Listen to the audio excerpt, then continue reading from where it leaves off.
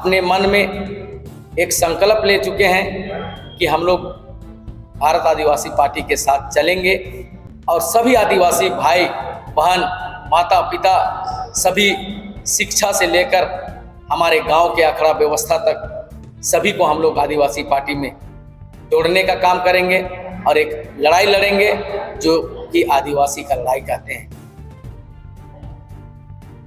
कि आज जो ये प्रेस वार्ता हम लोग रखे हैं ये भारत आदिवासी पार्टी के बैनर तले रखे हैं और अभी तक हम लोग जो देख रहे हैं झारखंड में कि झारखंड में जितनी भी सरकारें आई आदिवासियत पे जल जंगल जमीन पे और महिला हिंसा पे उन लोगों ने बड़े बड़े दावे किए, लेकिन आज ना तो हमारी ज़मीनें बच रही है, ना ही हम आदिवासियों की ज़मीन बच रही है, ना आदिवासी बच रहे हैं और ना ही महिलाएं सुरक्षित हैं।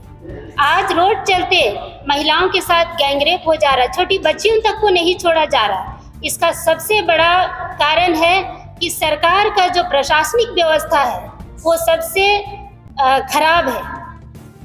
लोगों में प्रशासन का बिल्कुल भी डर नहीं है। कल परसों जो इटकी में जो घटना घटी है, एक नाबालिग बच्ची के साथ जो गैंगरेप की घटना हुई है, बच्ची की स्थिति इतनी दयनीय है, रिम्स में भर्ती है वो बच्ची और 7 तारीख की घटना होने के बाद भी 11 तारीख से वो बच्ची हॉस्पिटल में एडमिट है स्थिति खराब होने के कारण, लेकिन एफआईआर तक दर्ज नहीं लिया जाता है। घर वाले जब एफआईआर करने जाते हैं उन्हें 2-3 दिन से दौड़ाया जाता है, ये लिख के लाइए, ये नहीं लिखे हैं, वो नहीं लिखे हैं, आप क्या देखे नहीं देखे, मतलब इतना गंदे तरीके से उनको सवाल किया जाता है। तो कैसा झारखंड है और कैसा यहाँ का प्रशासनिक व्यवस्था है, कैसा सरकार है कि आप महिलाओं को सुरक्षित नहीं कर पा रहे हैं। सबसे बड़ी बात है कि यहाँ महिला आयोग तक का गठन नहीं हो पाया है। यहाँ पर बाल संरक्षण आयोग सही से नहीं चल रहा है कि किस तरह की घटना अगर होती है तो बाल संरक्षण आयोग जो नाबालिग बच्चों के लिए लड़ती है उनके साथ खड़ा होना चाहिए, उनके साथ महिला आयोग खड़ा होना चाहिए। और प्रशासनिक व्यवस्था के लचर होने के कारण आज किसी की जमीन लूटी जा रही है तो वो नहीं जा पा रहे। तो मैं कहना चाहूँगी कि भारत आदिवासी पार्टी को सभी झारखंडी इसे स्वीकार करें, समर्थन करें और हम आदिवासियों की भी बात करेंगे, मूलवासियों की भी बात करेंगे और यहाँ पर दोनों के हक अधिकार के लिए लड़ेंगे।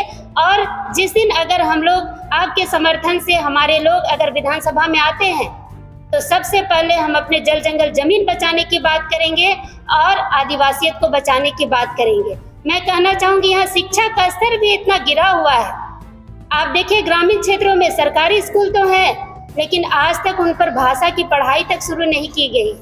अभी सर्वे दिखावा के लिए, अभी जो चुनाव आने वाले हैं तो दिखावा के लिए भाषा की बात कही जा रही है, लेकिन उसमें भी हम लोग के साथ छल किया जा रहा है। छल इसलिए कहूँगी कि जब सर्वे हो रहा है स्कूल में तो वहाँ मुंडा और उरांव या हो संथाली जो भी हमारे जनजातीय बच्चे हैं उनको पूछा जा रहा है कि आप घर में कौन सी भाषा बोलते हैं, और ये सभी जानते हैं कि हमारी भाषा अभी विलुप्त होने के कगार पर है।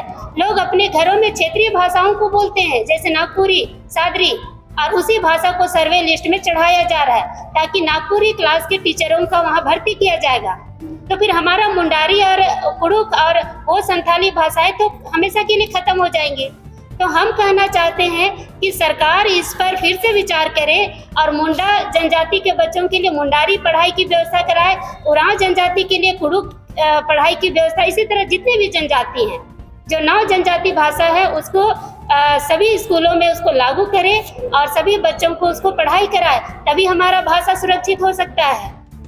तो ये बहुत सारी चीज़ें हैं जो अगर हम भारत आदिवासी पार्टी अगर यहाँ पर सरकार में आई जनता के समर्थन से, झारखंड के समर्थन से, तो हम पहले झारखंडियों की बात करेंगे और आदिवासी हक अधिकार, मूलवासियों के हक अधिकार की बात करेंगे और उनका हक अधिकार हम हर हाल में दिलाएंगे। जैसे कि राजस्थान में अभी हमारे आदिवासी पार्टी के जो भी नेता हैं, सांसद हैं, विधायक हैं, वो जबरदस्त तरीके से अपने आदिवासियों की आवाज़ उठा रहे हैं। हम भी झारखंड में यही काम करेंगे।